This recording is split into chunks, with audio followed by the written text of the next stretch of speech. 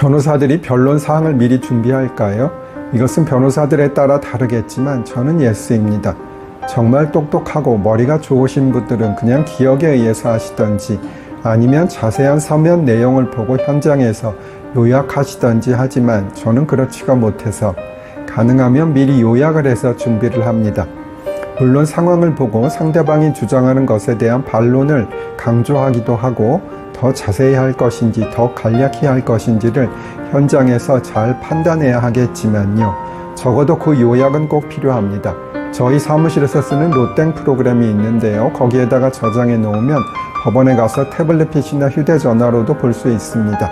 솔직히 원고 없이도 술술 변론을 잘하는 분이 엄청 부럽긴 하지만 그런 능력이 없는 저로서는 요약을 해서 미리 준비해야겠지요. 어머니, 왜 저를 또 똑똑하게 안 낳아주셨어요?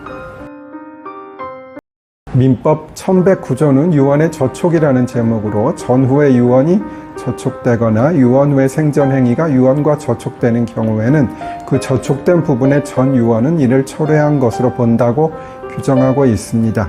전에 설명드렸지만 유언은 했는데 그 후에 다른 유언을 했다면 전의 것은 효력을 상실하고 후의 것이 효력이 발생됩니다. 이것은 후의 유언에 전의 것을 철회한다는 내용이 없어도 당연히 그렇게 되는 것입니다. 물론 확실히 해두면 더 좋겠지요. 그리고 그렇기 때문에 유언은 날짜가 중요한 것이어서 어떤 유언이라도 그 날짜를 꼭 알 수 있어야 할 것입니다. 잘 있는 일은 아니겠지만 만약 작성 일자가 같은 유언이 두 개가 있다면 어떻게 될까요? 이런 경우는 재반 사정을 참작하여 그 전후를 파악하여야 하고 그 판단이 불가능하다면 동시에 모순되는 유언이 있어서 두 개 모두 무효로 볼 수밖에 없다고 합니다. 전의 쇼츠에서 이어집니다. 그런데 1109조 후단의 유언 후의 생전행위가 유언과 저촉되는 경우는 조금 더 복잡합니다.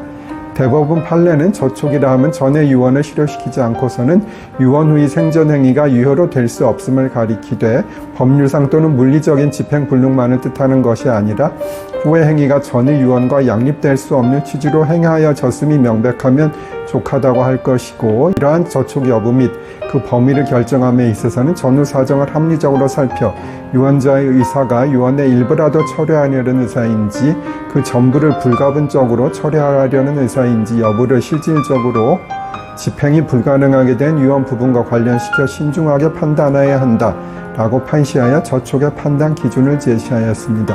예를 들어 어떤 부동산을 유증하기로 하였는데 그것을 매도했다면 당연히 저촉 행위가 되겠지요. 다음 쇼츠로 오세요. 전의 쇼츠에서 이어집니다.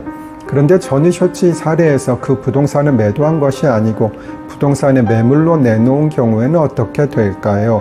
제가 최근에 이 부분에 대한 판례를 검토해 보았는데 유사한 것을 찾지는 못했지만 대법원의 판시를 보면 매물로 내놓은 것은 전의 유언과 양립될 수 없음을 확실해 보이고 따라서 생전행위로 유언에 저촉되는 행위를 했다고 인정될 가능성이 상당히 있어 보입니다. 이 사건은 사실 최근에 제가 선임한 것인데요. 아마 대법원에서 판례를 남기게 될 수도 있을 것 같습니다. 이 땡땡 교수님 최선을 다해서 승소할 수 있도록 해보겠습니다. 믿고 맡겨주시니 감사합니다. 이 사건에서는 증인의 중개인의 증언이나 녹취록 등으로 유증하기로 한 부동산을 내놓은 것에 대한 확실한 증거가 있는 경우입니다. 유언의 저촉행위에 대해 조금만 더 설명을 드릴게요. 다른 사람이 유언자의 명의로 한 처분행위가 유언과 저촉되는 경우 유언이 철회된 것으로 볼 수 있나요? 정답은 노입니다. 이 경우 유언은 철회되지 않습니다. 대법원 판결은 생전행위를 철회권을 가진 유언자 자신이 할 때 비로소 철회 의제 여부가 문제될 뿐이고 타인이 유언자의 명의를 이용하여 임의로 유언의 목적인 특정 재산에 관해 처분행위를 하더라도 유언 철회로서의 효력은 발생하지 아니한다 라고 판시하고 있습니다. 설령 유언과 저촉되는 처분행위를 유언자의 법정 대리인이 하였더라도 유언은 철회되지 아니한다는 것이지요. 또한 예를 들어 주식과 부동산을 유증하기로 하였는데 그 후 주식만을 처분할 경우에는 주식에 대한 유언은 철회된 것으로 보겠지만 부동산에 대한 유언은 유효하다고 할 것입니다.